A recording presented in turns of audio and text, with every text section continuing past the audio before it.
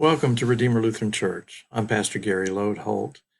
This week we have been talking each day about the things that happened on that day during Holy Week. And today is Thursday, or as we call it, Maundy Thursday. The word Maundy comes from the Latin mandatum, or the word command. And today in our scriptures, Jesus says, I give you a new commandment that you love one another. That's what we're hearing in our live streamed worship tonight. However, that was not all that happened on that Thursday of Holy Week. And let me read a passage from the Gospel of Luke. When the hour came, he took his place at the table, and the apostles with him. He said to them, I have eagerly desired to eat this Passover with you before I suffer, for I tell you, I will not eat of it until it is fulfilled in the kingdom of God. Then he took a cup, and after giving thanks, he said, Take this and divide it among yourselves, for I tell you that from now on I will not drink of the fruit of the vine until the kingdom of God comes. Then he took a loaf of bread, and when he had given thanks, he broke it and gave it to them, saying, This is my body which is given for you. Do this in remembrance of me. And he did the same with the cup after supper, saying, This cup that is poured out for you is the new covenant in my blood. So as you can tell, this was the night when Jesus instituted the Last Supper, our communion meal. But there's more to it than that. As the disciples gathered, they were celebrating the Passover.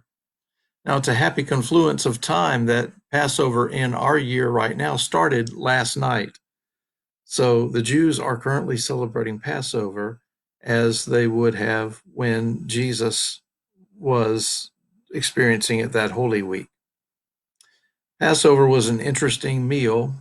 In the Passover, they celebrated and remembered how God had entered into history to save and redeem God's people who were slaves in Egypt, how God freed them.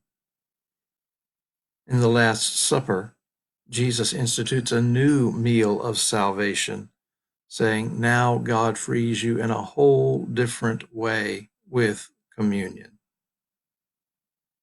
Following the meal, a dispute arose among the disciples about who was greatest, and Jesus pointed out to them that he was greater than all of them, and he was among them as one who served. This is made explicit in another scene that happens at that meal where Jesus washes the feet of his disciples.